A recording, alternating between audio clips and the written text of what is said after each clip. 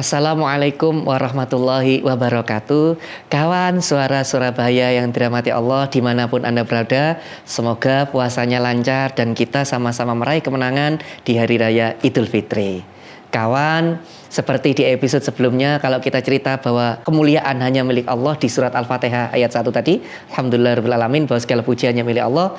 Nah, kita tahu bahwa kita tidak boleh menjadi orang yang sombong karena tahu yang pantas dipuji hanya Allah. Dan kita tahu bahwa dalam beberapa riwayat dalam hadis qudsi Allah sampai bilang bahwa sombong adalah pakaianku dan tidak ada yang boleh memakainya selain aku. Allah sampai bilang seperti itu. Jadi jangan sampai kita menjadi orang sombong. Nah, saya ini orang yang berulang kali ngomong kayak begitu.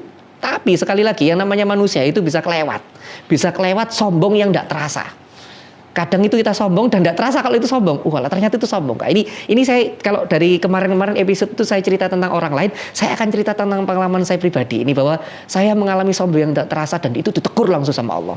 Jadi ceritanya kemarin ketika beberapa bulan yang lalu ketika saya umroh itu ya di Madinah itu pada saat perjalanan di bis itu ya, itu jamaah perjalanan di bis, daripada mereka tidur, akhirnya saya ngasih beberapa tausiah supaya mereka nanti ketika ibadah ziarah ke beberapa makam ulama dan sebagainya itu jadi lebih khusyuk gitu ya.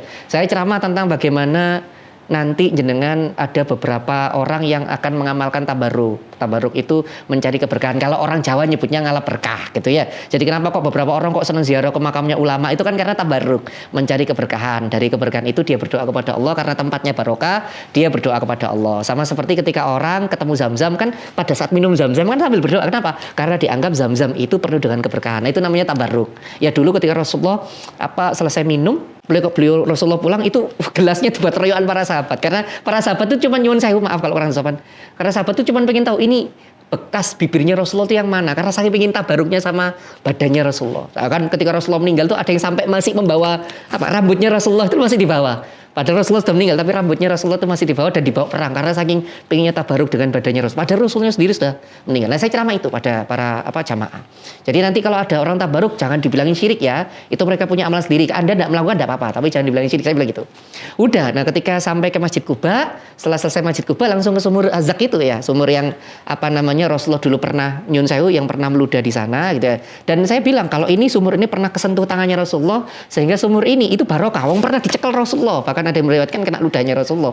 Wah, ini sumur barokah. Maka ketika saya ke sana itu saya lihat itu ada sumurnya, memang sumur ini kan ya mengalir terus. Yang terkenal kan Zam-Zam ya, yang kena kakinya Nabi Ismail itu ya. Kalau ini sumur Zak ini kena Rasulullah itu, wah ini sumur barokah. Saya bilang, loh ibu-ibu kok diam semua? Ini sumur barokah kok diam? Ya sudah, saya ambil botol mineral saya itu, saya buang, saya airnya, saya ngambil airnya itu, jadi pas mancur gini, gitu ya. Saya ambil botolnya terus tak masukkan ke dalam botol saya. Nah, itu para jamaah bilang, ustadznya tabaruk ini gelek barokah, ikut. Akhirnya ibu-ibu itu langsung nyelupkan tangannya, duer, gini skincare katanya begitu ya, karena pengennya tabaruk barokah.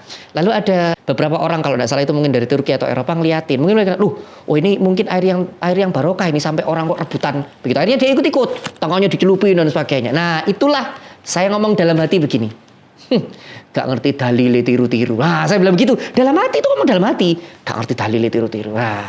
Tahu kawan suara-suara bendramatullah apa yang terjadi? Ketika pulang, ID card saya, kalung ID card saya hilang.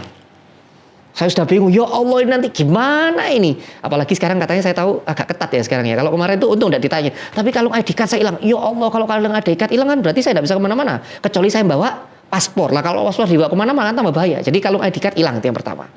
Udah ya, terus yang kedua, sampai hotel, kunci hotel saya hilang. Ya Allahu Akbar. Akhirnya saya ke hotel minta kunci ganti. Sudah masuk itu ya, di hari itu juga, di hari yang sama, hilang lagi kunci hotelnya. Sudah 3 kejadian turut-turut. Sudah, akhirnya sholat duhur di Madinah. Selesai sholat duhur kan, perbedaan antara Madinah dengan sini kan 4 jam. Pas sholat duhur di Madinah, selesai, mau sholat asar, tiba-tiba dapat WhatsApp. Ustadz, jangan lupa ya ngisi pengajian. Perasaan kemarin sudah saya sudah ngosongkan jadwal, ya, ada jadwal. Astagfirullah, tinggal satu yang belum tak kosongin. Jadi posisi saya lagi di Madinah, disuruh ceramah di Surabaya. Untungnya online. Lari saya. Jadi 4 itu kejadian, saya lupa kalau bakal ada ngisi pengajian. Lari saya ke hotel, akhirnya ngisi pengajian. Setelah ngisi pengajian itu tadi, kan saya sudah dapat kunci. Jadi dapat kunci yang pertama hilang, kunci yang kedua hilang. Sudah dapat kunci yang ketiga, hilang lagi. Itu langsung di dalam kamar saya nangis. Ya Allah, salah saya apa ya Allah? Kok bisa seperti ini? Baru saya sadar. Walah, gara-gara tadi saya ngomong gak ngerti dalile kok tiru-tiru. Gak sadar saya sombong. Seakan-akan Allah bilang sama saya, Imron, kamu mengandalkan otakmu menghafalkan dalil itu. Wis talah, kalau tak bikin lupa, kopior utakmu lali gitu.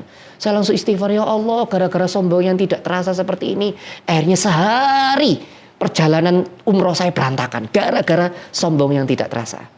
Nah, dari pelajaran yang saya alami ini, jangan sampai kawan Surabaya ini ngikuti yang saya lakukan. Jangan sampai ada kesombongan dalam hati sekecil apapun yang kita tidak terasa. Karena itu tadi akan menghalangi kita, akan membuat kita terhijab dari rahmatnya Allah. Saya Ustadz Marzuki Imron untuk program Hasanah Al-Quran Suara Surabaya. Assalamualaikum warahmatullahi wabarakatuh.